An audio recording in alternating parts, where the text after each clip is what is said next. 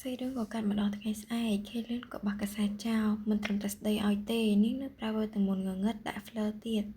ទោះជានាយពុំមាននាងជាច្រើនដងយ៉ាងណាក៏នាងមិនស្ដាប់ដែរគេពិតជាខ្មាស់ខ្លួនឯងណាស់ដែលជឿស្រីធ្មប់ម្នាក់នេះប៉ុន្តែនាងមានសម្បត្តិរបស់មេដាគេក៏ដើរទៅរកអូហ្វីលៀដែលរងចាំនៅក្នុងបន្ទប់នោះឲ្យតែបានឃើញមុខនាងភ្លាមគេនឹងជេរនាងតែម្ដងចូលមកដល់ឃើញអូហ្វីលៀអង្គុយយំនៅលើឥដ្ឋគេភ្ញាក់ផ្អើលខ្លាំងមែនទែនដឹងស្រាប់ហើយខេលៀនមិនអាចគិតឆ្ងាយពីមាយាដកខ្ញីនេះបាននោះទេគេក៏សួរនាងហេតុអ្វីបានជានាងយំមានរឿងអីអូហ្វីលៀក៏តបទាំងទឹកភ្នែកខ្ញុំពិតជាសុំទោសមែនខ្ញុំគ្មានចេតនាមែនខ្ញុំមិនអាចគ្រប់គ្រងវេទមន្តនោះមិនឲ្យវាចេញមកបាននោះទេខេលៀនក៏សូមបញ្ជាក់ពិតមែនឬនាងមិនអាចគ្រប់គ្រងវាបានមែនហើយនាងគ្រប់គ្រងវាមិនបានទេវាចេញមកនៅពេលដែលនាងមានអារម្មណ៍ពិបាកចិត្តខ្លាំងតែប៉ុណ្ណោះតែនាងមិនអាចធ្វើរឿងនេះទៅលោកជំទាវ Fleur បានទៅនាងពិតជាចង់សុំទោស Fleur ដោយផ្ទាល់មែននាងខ្លាចខ្លួនឯងខ្លាំងណាស់ខេលៀនក៏អោនខ្លួនហើយយកកន្សែងឲ្យអូហ្វីលៀឲ្យនាងឈប់យំទៅឃើញនាងនៅសុកយំអញ្ចឹងធ្វើឲ្យគេមានអារម្មណ៍មិនល្អសោះអូហ្វីលៀក៏លើកគំនិតថានាងអាចនឹងទៅព្រះវិហារដើម្បីទទួលដំបូន្មាននិងអាចទទួលបានការព្យាបាលនិងបង្ហាត់បង្រៀនការគ្រប់គ្រងវេទមន្តងងឹតនេះទោះជាត្រូវចំណាយលុយបន្តិចក៏ដោយខេលៀននេះមិនអាចឲ្យនាងទៅព្រះវិហារជាដាច់ខាតគេមិនអនុញ្ញាតឡើយមែនហើយអាណាចក្រនិងព្រះវិហារនេះគឺមិនត្រូវគ្នានោះទេបើសិនជាលោកជំទាវ Lysen ទៅទទួលការជួយពីព្រះវិហារនោះហើយបើ Sylvester Lysen ចុះចូលជាមួយទៀតគ្រួសាររាជវង្សនឹងមានបញ្ហាជាមិនខានវាមិនត្រូវកើតឡើងជាដាច់ខាតអូហ្វីលៀបន្តនាងឃើញនៅក្នុងកាសែតទៀតថាមានច្បាប់ដែលហាមឃាត់វេទមន្តងងឹតនាងពិតជាចង់សុំទោស Fleur ដោយផ្ទាល់ខ្លាំងណាស់ប៉ុន្តែនាងត្រូវទទួលការគ្រប់គ្រងវេទមន្តជាមុនសិនខេលៀននេះក៏ស្រែកវ៉ាស់មិនបាច់សុំទោសស្អីទេនាងមិនបាច់ព្យាបាលអីទាំងអស់មិនចាំបាច់ត្រូវតែចេះគ្រប់គ្រងវានោះទេវាគ្មានការអនុញ្ញាតពីខ្សែរាជវង្សនោះទេនៅក្នុងក្រុមហ៊ុនកាសែតនេះទៀតដែលហ៊ាននិយាយផ្ដេសផ្ដាស់គេនឹងដេញអ្នកកាសែតដែលសរសេរអត្ថបទនោះចេញទាំងអស់នាងមិនចាំបាច់ទៅព្រះវិហារឬទៅសុំទោស Fleur ឡើយយល់ទេអូហ្វីលៀនេះក៏ញញឹមអ្នកបន្តិចដោយសារតែគម្រោងការរបស់នាងដំណើរការហើយអង្គុយចុះនាងក៏រៀបរាប់ប្រាប់ខេលៀនថានាងនៅជាមួយប្តីរបស់នាងជប់រហូតតាំងពីឈានជើងចូលភូមិគ្រឹះហើយពួកយើងបានទៅសួរសុខទុក្ខលោកអាយដាមបន្ទាប់ពីនោះខ្ញុំក៏បានទៅខ្ចីសៀវភៅពីគាត់ហើយដើរទៅក្នុងសាលមើលទៅលោកជំទាវ Pennant យល់ច្រឡំហើយថានាងបានស្ដីឲ្យ Fleur ខេលៀននេះក៏គិតទៅដល់យប់មិញ Fleur នេះមកយំប្រាប់គេថាអូហ្វីលៀធ្វើអ្វីខ្លះដាក់នាងមិនក៏នាងហ៊ានកុហកនៅមុខគេអញ្ចឹងអូហ្វីលៀនេះក៏តបនាងមិនបានកុហកទេព្រះអង្គអាចទៅសួរបណ្ណារក្សនៅភូមិគ្រឹះនោះបាននៅម៉ោងចេញនិងចូលរបស់នាងជឿឬមិនជឿនាងគ្រាន់តែនិយាយពីភាពស្អាតស្អំរបស់នាងតែប៉ុណ្ណោះហេតុនេះហើយទើបនាងចង់តែសុំទោស Fleur ជាខ្លាំងដែលនាងប្រើវេទមន្តងងឹតខេលៀនហត់នឹងនារីពីរនាក់នេះខ្លាំងមែនទែនគេថាកុំទៅវិញល្អជាងអូហ្វីលៀនេះក៏អរបន្តិចដោយសារតែនាងបានដាំការឆ្ងល់នៅក្នុងខួរក្បាលរបស់ខេលៀនបន្តិចហើយនាងមិនរំពឹងទុកទេថាទំនាក់ទំនងរបស់ពួកគេទាំងពីរនឹងបែកបាក់ភ្លាមប៉ុន្តែការហាមឃាត់ការប្រើប្រាស់វេទមន្តពិតជាបញ្ហាមួយសម្រាប់នាងមែនព្រោះថានាងមានជំនាញមួយដ៏ល្អបើនាងមិនប្រើវាដូចជាមិនចំណេញសោះអូហ្វីលៀក៏ហុចសម្បត្តិដែលនាងបានរកឃើញនោះទៅឲ្យខេលៀនមើលទៅគេចាំយូរហើយគេក៏សួរនាងចុះសម្បត្តិមួយទៀតនាងថានៅក្នុងរាជវាំងនេះហ៎អូហ្វីលៀប្រាប់គេនាងដឹងថាវានៅក្នុងរាជវាំងតែមិនដឹងថានៅកន្លែងណានោះទេតាមពិតទៅនាងក៏ហាក់គេតែប៉ុណ្ណោះសម្បត្តិនោះត្រូវបានលាក់នៅទីកន្លែងដែលនឹកស្មានម្ដងមួយ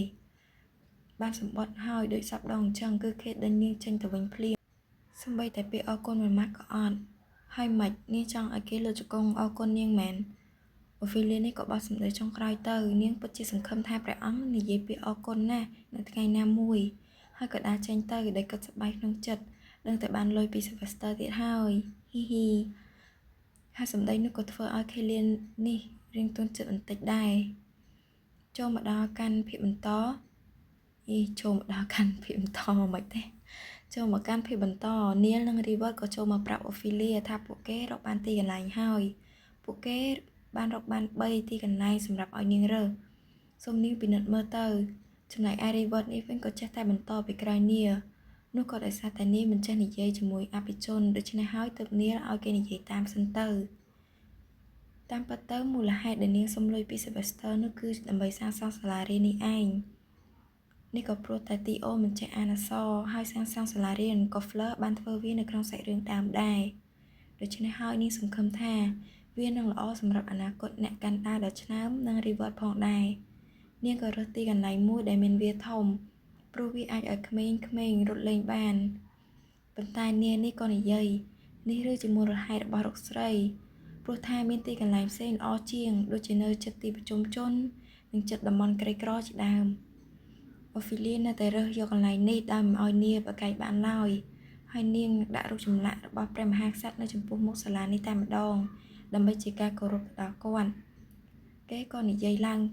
តើលោកម្ចាស់អនុញ្ញាតទេហើយដូចមិនដឹងអញ្ចឹងថាអូហ្វីលីនេះត្រូវការអនុញ្ញាតពីប្តីនាងពីអង្ការរឿងក៏កាត់មកដល់ចំពេល Sylvester នេះថាឲ្យនាងយកតែម្ដងតើនាងបាត់បង់ស្មារតីហើយមែនទេតើនាងរំពឹងទុកថាគេនឹងអនុញ្ញាតឲ្យនាងបញ្ឈររូបសំណាកព្រះមហាក្សត្របានយ៉ាងម៉េចអូហ្វីលីដឹងច្បាស់ណាស់ថា Sylvester នឹងខឹងនាងបែបនេះជាលើកម្ដងទៀតគឺផ្ទះឡាយសែនប្រមូលផ្ដុំអំណាចដោយខ្លួនឯងដូច្នេះហើយខ្សែរាជវង្សមិនសូវមានអំណាចមកលើពួកគេនោះទេវានឹងបង្ហាញឲ្យឃើញច្បាស់ជាមិនខាននៅពេលដែលមហាជនឃើញគ្រួសារឡាយសែនលើករូបសំណាកព្រះអង្គឡើងពួកគេគិតថាពួកយើងបង្ហាញការស្មោះត្រង់ទៅកាន់ព្រះមហាក្សត្រជាមិនខានអូហ្វីលីក៏សួរគេក្រែងគេចង់ជួបព្រះមហាក្សត្រមិនអញ្ចឹងឬ Sylvester ក៏តបគេមិនចង់ជួបគាត់នោះទេបើមិនគិតពីផលវិបាកនោះនាងក៏សួរគេទៅវិញតើគេដឹងពីគោលដៅរបស់ព្រះមហាក្សត្រទេ Sylvester ដឹងច្បាស់ណាស់ថាគាត់ចង់រឹតបន្តឹងអំណាចរបស់គាត់នឹងហើយនាងក៏ចាប់ផ្ដើមបញ្យល់គេដោយដែលគេដឹងអញ្ចឹងគ្រួសាររបស់គាត់ទៅតែប្រមូលផ្ដុំបានពាក់កណ្ដាលតែប៉ុណ្ណោះមកដល់ពេលនេះគាត់ធ្វើពុតជាចង់បានសន្តិភាពឥឡូវនេះប៉ុន្តែអ្នកណាទៅដឹងទៅថាគាត់សម្ដែងដល់ពេលណាដូច្នេះហើយតើគាត់នឹងវាប្រហារផ្ទះនរណាមុនគេដែលធ្វើឲ្យគាត់ទទួលបានអំណាចខ្លាំងជាងគេនោះSylvester នេះភាំងតែម្ដងដោយសារតែគេបានប្រឹងប្រែងខ្លាំងណាស់ដើម្បីទទួលបានអំណាចដូចបច្ចុប្បន្ននេះប៉ុន្តែគេនៅតែមើលរំលងចំណុចមួយនេះគេក៏សួរនាងតើនាងធ្វើវាសម្រាប់ឲ្យគាត់រៀនទម្លាក់ដៃបន្តិចឬនាងក៏ឆ្លើយវិញដោយការមានសន្តិភាពគឺជាអ្វីដែលសំខាន់នៅពេលនេះក្រែងគេបានយល់ព្រមជាមួយនឹងព្រះអង្គទី2រួចហើយមិនអញ្ចឹងថានឹងយកឯករាជ្យភាពពីអាណាចក្រនេះនោះគឺជាអ្វីដែលគេសន្យាជាមួយលោកក្នុងការជួយលើកគេឲ្យទទួលបានរាជបល្ល័ង្កនេះត្រូវទេ Sylvester ក៏ដើរទៅរកនាងនិងដាក់ម្រាមដៃរបស់គេលើបបោបត់របស់នាងមិនដែលចាប់អារម្មណ៍នឹងនយោបាយទេមិនក៏នាងដឹងឬច្រើនម្លេះពេលនេះតែនាងដឹងពីគម្រោងនេះបានយ៉ាងម៉េចអូហ្វីលីក៏ឆ្លើយមកពីនាងឆ្លាតនោះឯង Sylvester អស់អ្វីនិយាយក៏ព្រមឲ្យនាងធ្វើចាស់ព្រោះថាវាល្អជាងបើព្រះមហាក្សត្រហៅពួកគេទាំងពីរចូលគាំមុនកាត់មកដល់ក្នុងបន្ទប់របស់នាងវិញអូហ្វីលីនេះអង្គុយសប្បាយចិត្តដោយសារតែគម្រោងរបស់នាងដំណើរការទៅយ៉ាងរលូនជីវិតសប្បាយសុខភាពល្អពន្លឺព្រះអាទិត្យចាំងមកពិតជាស្រស់ស្រាយខ្លាំងមែនតើ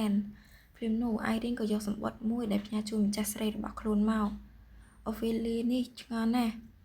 ថាអ្នកណាផ្ញើសម្បត្តិឲ្យនាងព្រោះថានាងដើរទៅឆ្លោះជាមួយគេហើយគ្រប់គ្នាស្អប់នាងទៀតវាគឺមកពី Jasmine នេះគឺជាសម្បត្តិទី2របស់នាងហើយដែលផ្ញើមកអរគុណលើកមុននោះផ្ញើជូនលោកជំទាវឡាយសែនខ្ញុំពិតជាចង់អរគុណលោកជំទាវខ្លាំងម្ដងទៀតណាដូច្នេះហើយទើបខ្ញុំសរសេរសម្បត្តិនេះឡើងថ្មីនេះគ្រួសាររបស់ខ្ញុំបានរកឃើញត្បូងថ្មមួយដ៏មានតម្លៃហៅថាអូផាល់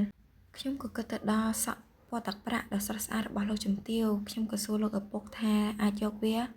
ឲ្យលោកជំទាវបានទេគាត់ក៏យកព្រមដូច្នេះហើយបើលោកជំទាវមិនប្រកាន់ខ្ញុំចង់យកវាឲ្យទៅដោយផ្ទាល់អានហើយអូហ្វីលីនេះក៏និយាយឡើងមិនក៏នាងមិនមកតែម្ដងទៅចាំបាច់ផ្ញើសម្បត្តិអ្វីជាមុននោះទេ